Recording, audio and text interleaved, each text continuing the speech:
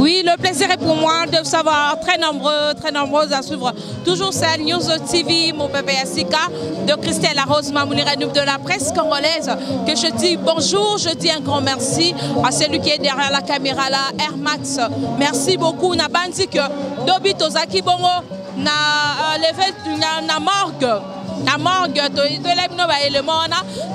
les jour de remettre maman nabiso, coco nabiso, grand-mère nabiso, babi moi c'est Ayambo, il y a théâtre congolais, donc on la dernière demeure naé, au babi la nécropole entre ciel et terre, les ali jour Yasuka, tout rentre dernier hommage, na maman nabiso une grande dame.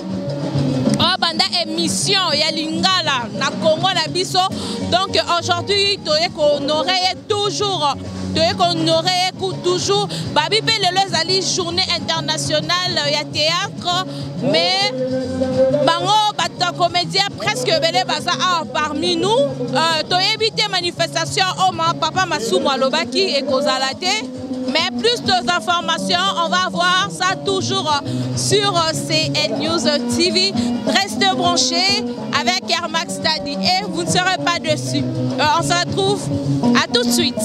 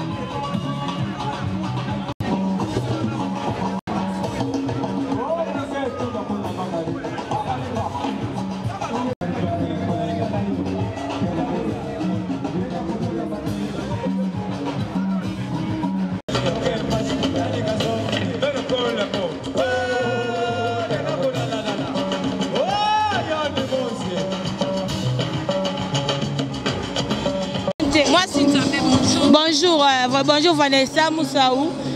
Par rapport à l'image, ça a maman des atouts à Day.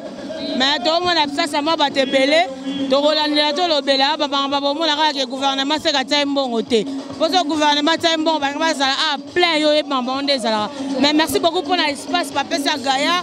En tout cas, battu un artiste de la valeur. Voilà par rapport à l'image, va solo bien. Oui, va solo bien ma case parce que biso va journaliste to na bus na biso va journaliste to na badge na biso to kota partout ndez alaka ba trafic ya koboya to le kamelelo na monimo liberté ezali gouvernement merci beaucoup mais to ouais toujours yango na beta 7 en tout cas pour la considération on tape na bise mais ma pena ba chroniqueur na ba chroniqueuse si et si ka wa pi ba ketan to toi mère et sali bien mais et soukara boité on a besoin un peu de laisser par rapport à l'image on a besoin de la pena et bazora biso pena la valeur donc ma bonne comme boye et si la beauté ça fait que les autres mon artiste moi a un problème chroniqueuse balandé là on peut ça la bien par rapport à l'image.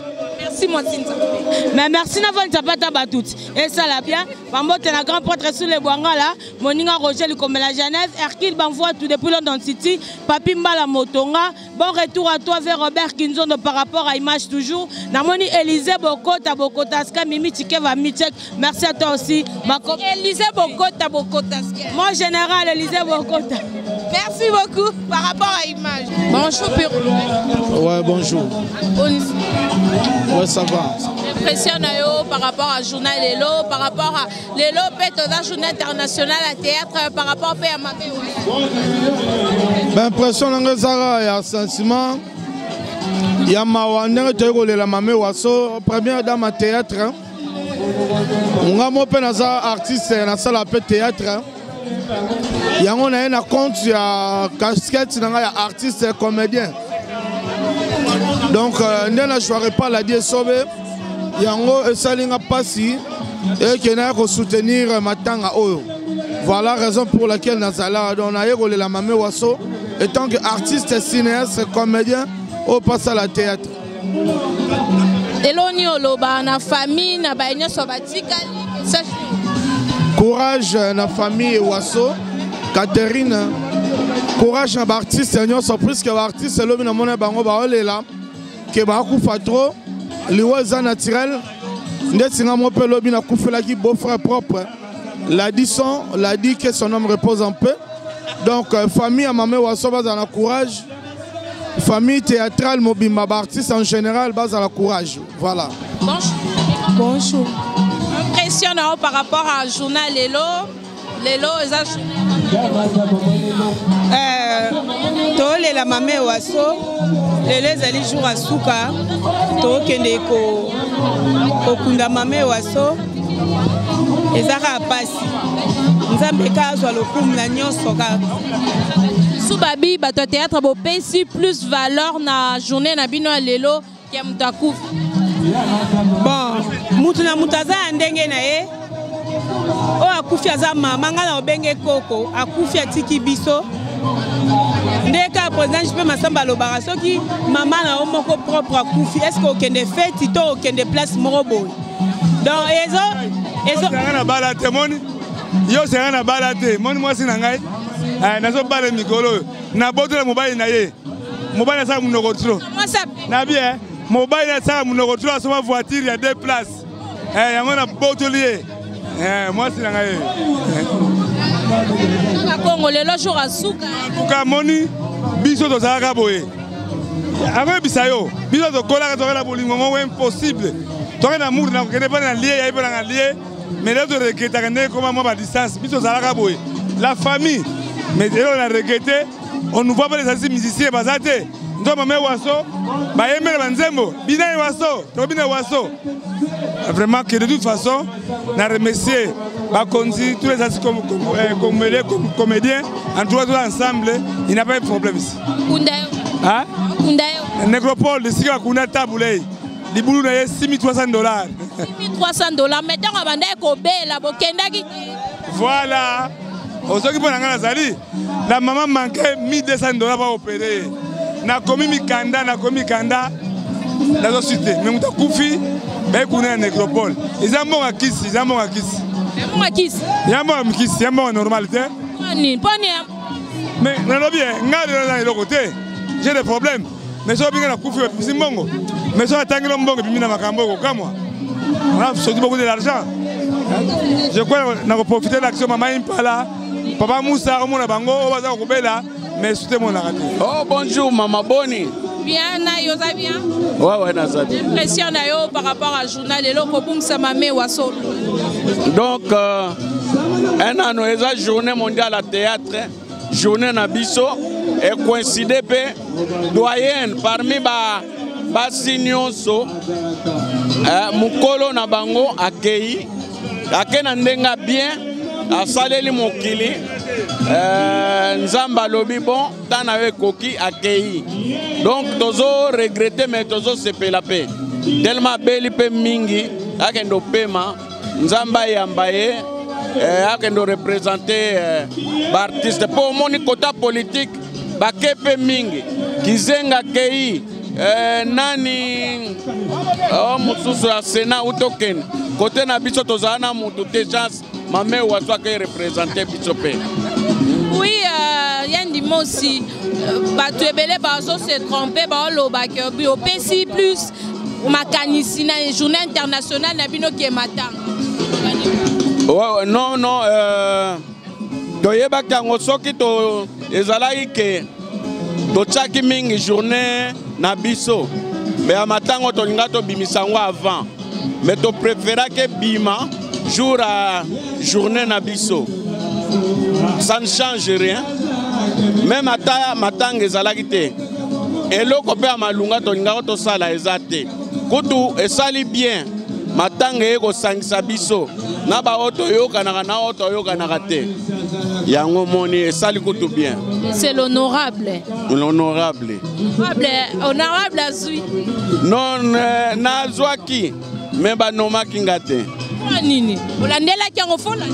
Bon problème eza ya ba témoin bazala lokoso na ba base mbongo bazoka kolamsanga na tongo mbongo olela tombela bana mapa et bando kende pa na bango eloko salama élection salami au monde ofandi na yo quelque part mutoyer honorable na vota ki wana résultat biminante yo pe otuni a mama o votela inga na bureau nini oyoko no awa na sosa nzoka nga na postilaki na tiango omoni lokuta ya ba congolais.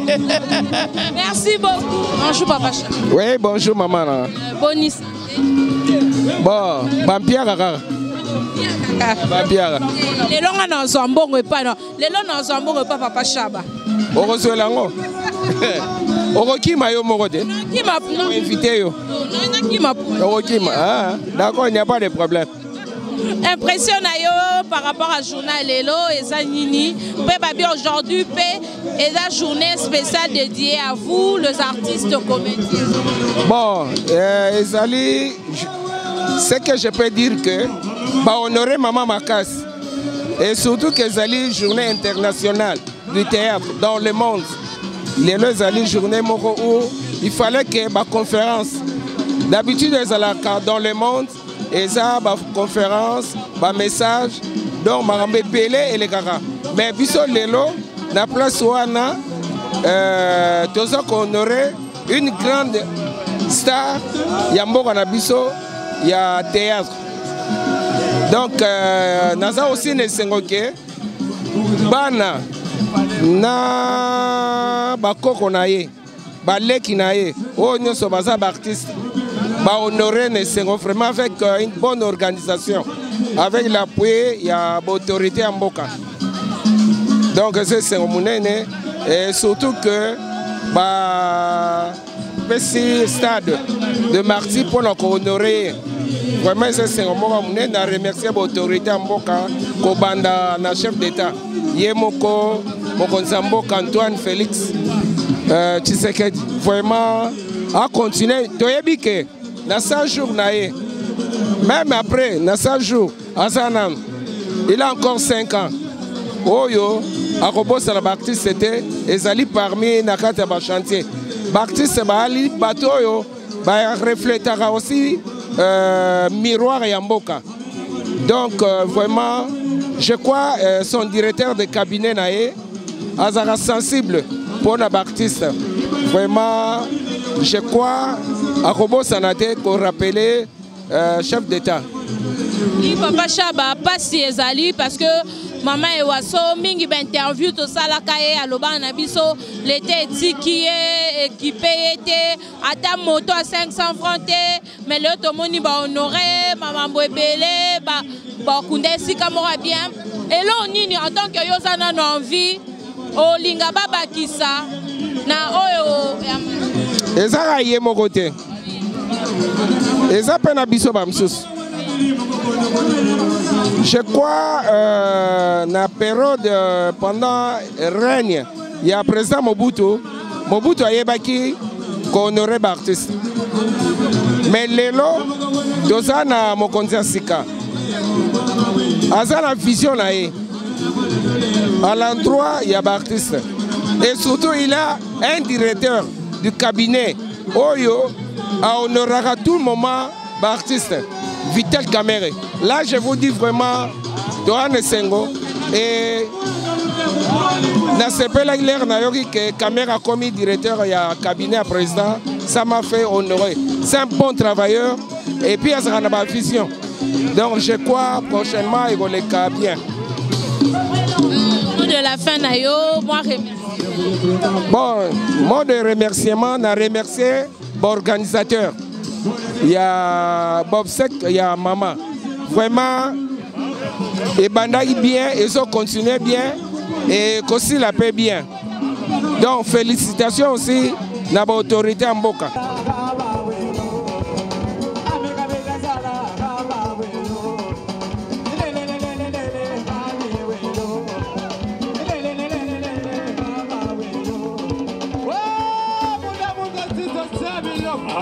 Tumoni, Tito na yangi mosi bandeni vema na bango.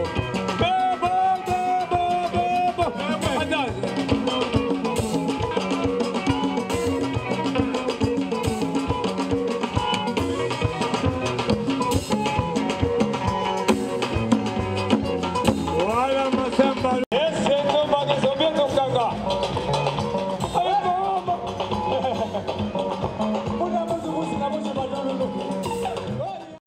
bonjour, Maman Los Angeles. Bonjour, grande dame.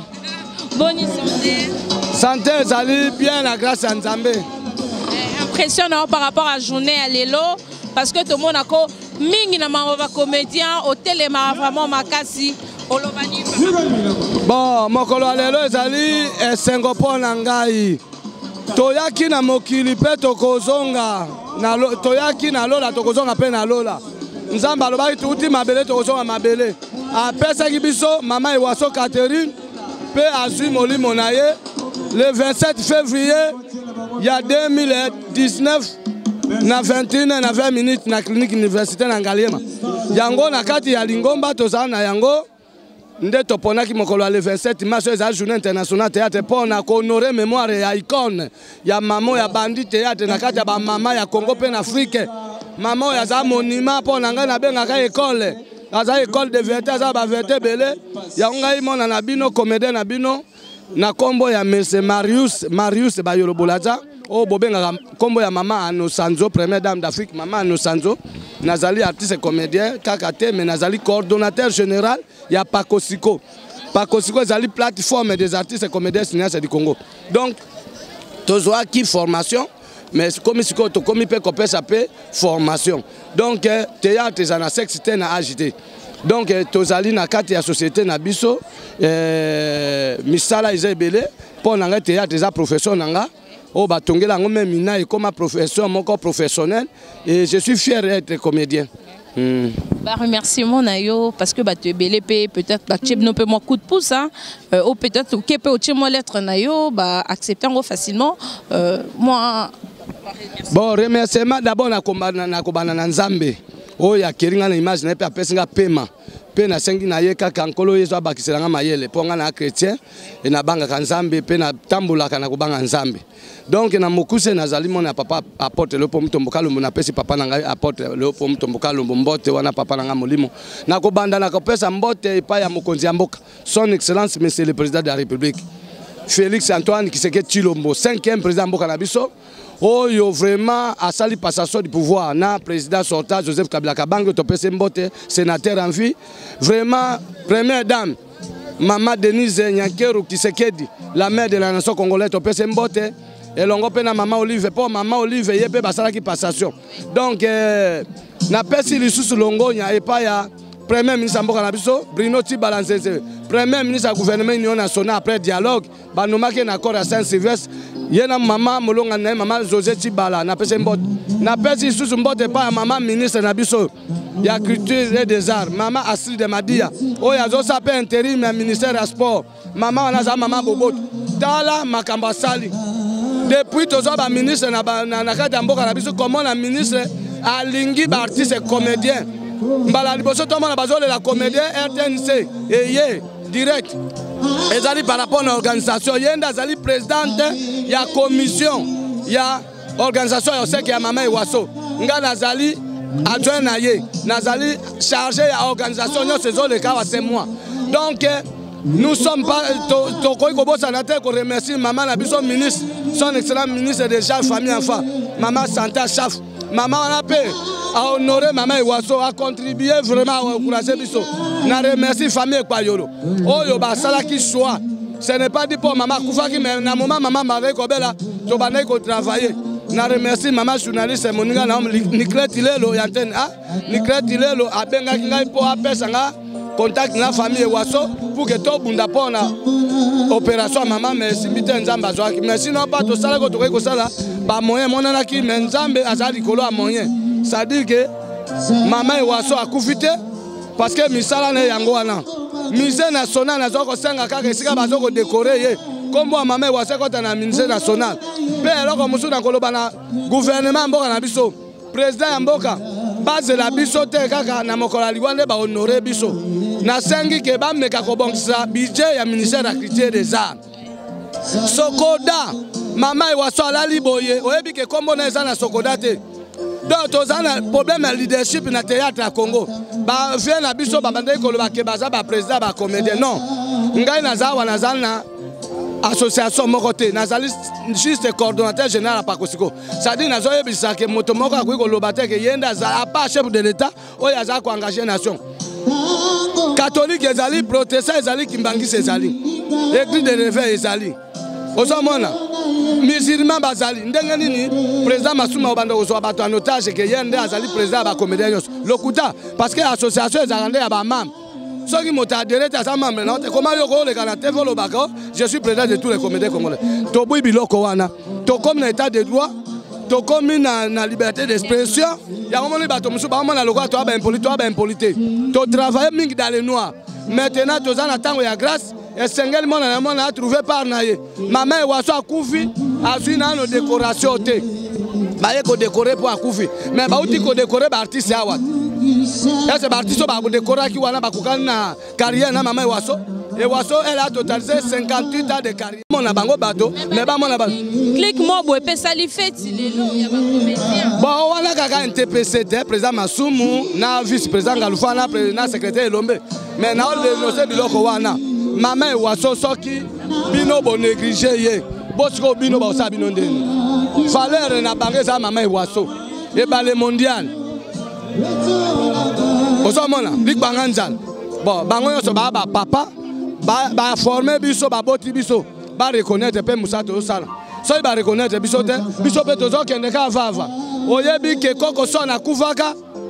Président Bodo, président Caleb abenga ngai pe na participer na oseka na malade ya koko so tia yeko kube to kotie tina fikini. To sala makamebele mondanga ndanga. Donc tout ça besoin monate. Comment besoin nga oloba misala te bolingi kaka polémique. Kaka kotia ba titre lo sanzola na mama linga mama nanga. Mosala ni to sala ipoto wela nembo. Donc mingi olobeza te toza ensemble tozo ko sepela po journal le za journée moko honorifique pour la mémoire de maman Wasso. Yango na pesi kombo journal lelo. Le 27 mars nyonso tobe yango journée Wasso. Le 27 mars nyonso journée internationale ya théâtre to bengi yango na kombo ya Wasso. Maman no Sanzo, première dame d'Afrique. Nous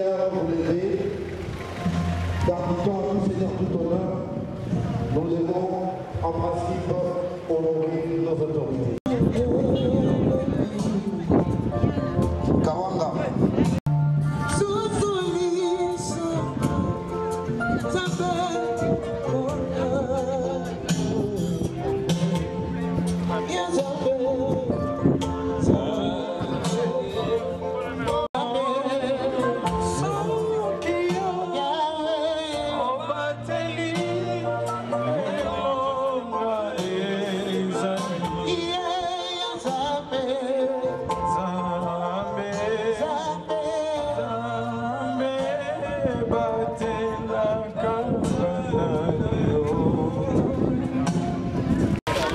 Merci de votre générosité. On va s'asseoir. La tribune où se trouvent les autorités. Bandekoya presse, internet et consorts, s'il vous plaît, de l'ordre, prière qui sera talonnée par la remise symbolique des effets de l'illustre disparu. Je cite Maman Wasso et c'est l'illustre disparu.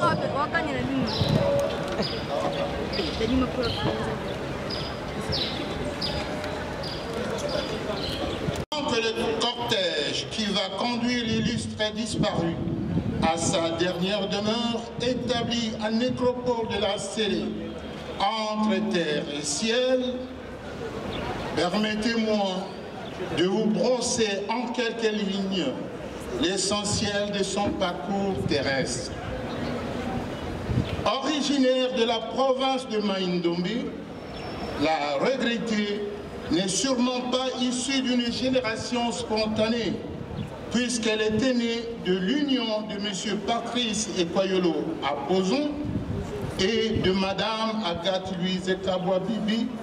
C'était donc le 31 octobre 1936 à Léopoldville, en deuxième couche sur 5 produite par le couple précité. Il s'agit bel et bien de Madame Annie Francisca Ekwayolo Bibi, de son vrai nom, Baptisée connue de la grande masse à cause de ses prouesses d'animatrice et de comédienne talentueuse sous les sobriquets d'Ewaso Catalina. En guise de scolarité, Ewaso Catalina a fait ses premiers pas à l'école primaire Saint-Pierre dirigée par les sœurs missionnaires du Cœur Immaculé de Marie, jadis localisée en face de l'hôpital général de Kinshasa. Devant obligatoirement rejoindre son père, alors agent à l'Otraco en mutation à Stanleyville, elle a embrassé en 1947 des études en coupe-couture au prestigieux lycée de Sœurs franciscaines missionnaires de Marie, aujourd'hui nommé lycée Mapendano, et à l'issue de ses études, elle a décroché un diplôme.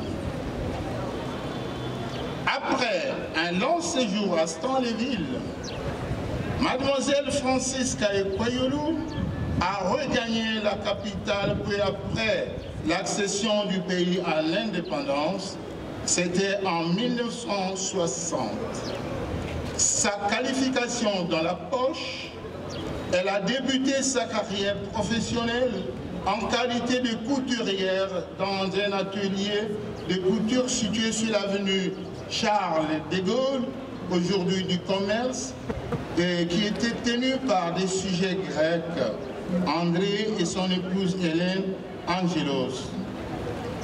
Le destin étant ce qu'il est, elle n'aura presté que l'espace d'un matin pour y avoir renoncé après 6 mois d'exercice seulement. C'est ainsi que, en 1962, après avoir brillamment satisfait un test d'embauche du même nom, la limpidité et la clarté de sa voix, au point qu'un jour, par concours de circonstances, elle, Pembe, coqueluche des auditeurs et des téléspectateurs congolais, d'heureuses mémoires.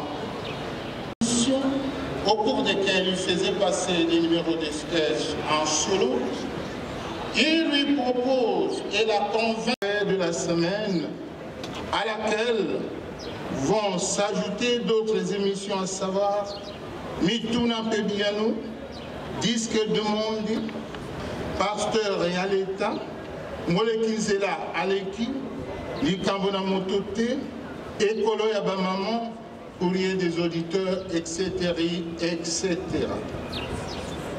Au vu de la performance de la nouvelle venue, qui ont encouragé les échanges, c'est-à-dire en 1948, à l'initiative de l'UNESCO, plus importante, organisation internationale. En 1972, 73, Nazolanda, Tozolanda Mame Waso na radio. Les Rwanda qui m'a boqué na radio. Donc, télévision que tout aimé, m'a boqué. Mame Waso Babanda radio na 1958. L'air biso RDC Zui radio ya liboso na Kinshasa wa c'est Mame Waso nde bato liboso sala maboke na kati ya radio. Kombo ya Maboke Zaki Andele Maboke qui était l'acteur principal ya groupe yé muto cartona qui donc yende kombo ne Maboke yango renya yango ba un groupe Maboke, mais Maboke c'est une personne asi akufa. Donc kombo na et cartona qui makasi yango comme un groupe Maboke. Alors na à part Maboke il y avait il y avait Mama Ewaso qui était la première dame dans le groupe cartonné. Donc c'est une première actrice au groupe en 1958 et na radio nationale c'est Mama Ewaso. Je l'ai connue en 88 na joué na groupe Maboke na bangona baki kwanganzala, j'ai joué avec na joué na bango. Donc j'ai des bons souvenirs parce que ceux qui bozo jouer na ye elle t'impressionne. Donc, à dièse moko bête, on sent que maman, ça posé maman. Même na conseil à part Moussala, même na conseil à Pembeni, Mame Waso, je l'ai connu tovandi na yebi ayipo yebinga.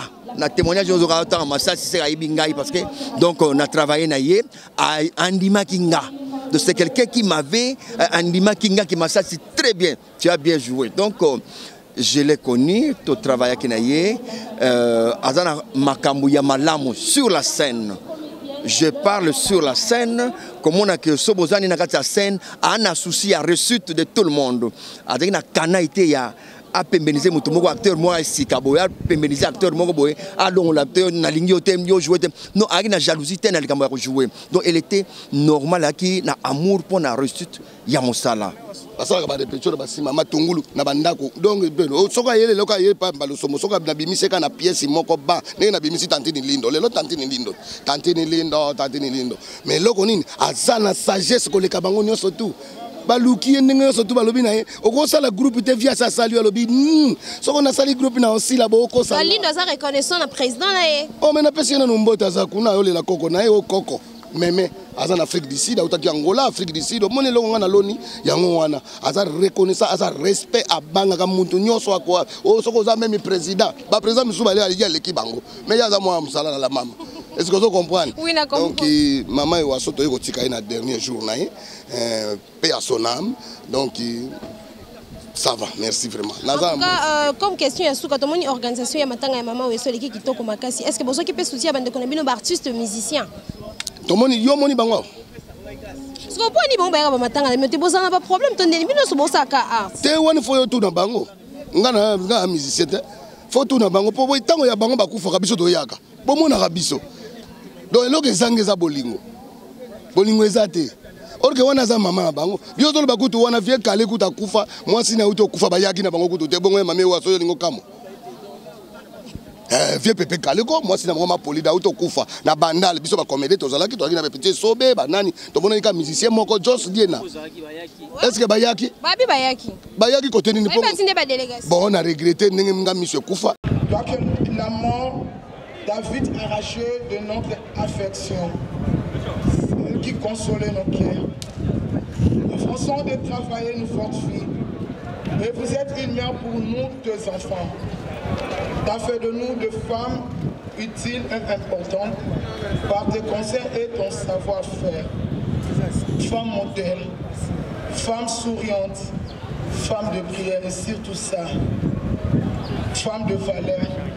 Toutes de bonnes qualités te soient trop chères, mère. Cette grande blessure que tu nous as laissée sera insupportable. Et tu resteras toujours gravé dans mon cœur. Repose en paix, très chère maman. C'était la fille. Madame la ministre de la Culture et des Arts, Monsieur le directeur général de la RTLC, Mesdames et Messieurs, à vos divers titres et qualités, nous, petites filles, petits-fils, arrière-petit-enfants de maman Annie-Francis Kekwayo Bibi et Wasso Catalina, venons rendre nos derniers hommages à notre grand-mère, icône du théâtre congolais. Nous savons que nous perdons en elle une excellente auxiliaire dont les conseils nous ont beaucoup aidés à franchir plusieurs étapes de notre vie. Mais que dire? Rendre simplement grâce à notre Seigneur, Dieu Tout-Puissant, pour tout le merveille accordé à sa servante Ewaso Catalina.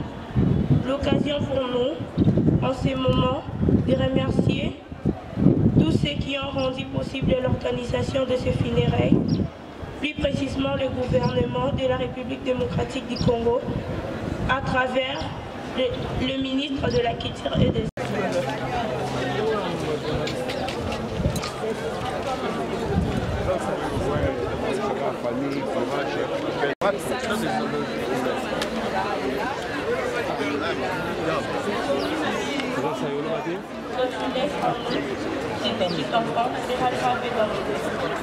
Chère grand-mère, à l'école Francisca, toi que tu nous dis, il meurt pour nous.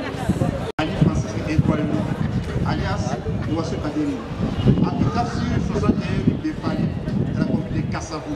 L'association des anciens élèves de cœur immaculé de Marie Adassim et membre actif au sein de la bientôt ces 10 ans d'existence du mois prochain. Excellences, Mesdames les ministres, Mesdames et Messieurs, Banali, chef de division au ministère de la Culture et des Arts, Le lard ne sont pas encore séchés. La culture, mais tout ça a besoin que prochain ministre de la culture a la stagiaire. Pour malheureusement, na kati ya ministre de la culture, la besoin tout va bien l'autre. Ba ministre va y ba mbongo, musala bango y ba mbongo, kusala musala ezati. Tala ba sal mongi des ali, ba sal besoin ezali. Mais mutu moko te, il y a ministre à quoi ko bon cette salle moko. Ba théâtre de verdure, ceux qui na bongisa ngote, il nga bon appétit. Donc aujourd'hui tout ça a besoin ministre moko aye ba marama culture na d'accord. Voilà. Mais c'est une grande comédienne. Une très très grande comédienne. Elle a pu divertir le monde entier, quoi. Donc vraiment, je retiens d'elle un grand talent, une grande artiste. Voilà. Merci beaucoup. Mère a travaillé fort. Car on est honorable à Outio, biso dans une chance de prester, de jouer ensemble dans la mamie sauter. Mais tout ça n'a pas bon souvenir. Na nenge bat témoin na malamu na ye. Donc on a ébiqué ndenga Koufi. Parmi les banana et bazana kat de banana y na musalo ya sala bana baza o ba défendre pe eloro ya bana ko sala. Merci à présent de l'artiste de Paul en quittant les montagnes le maman qui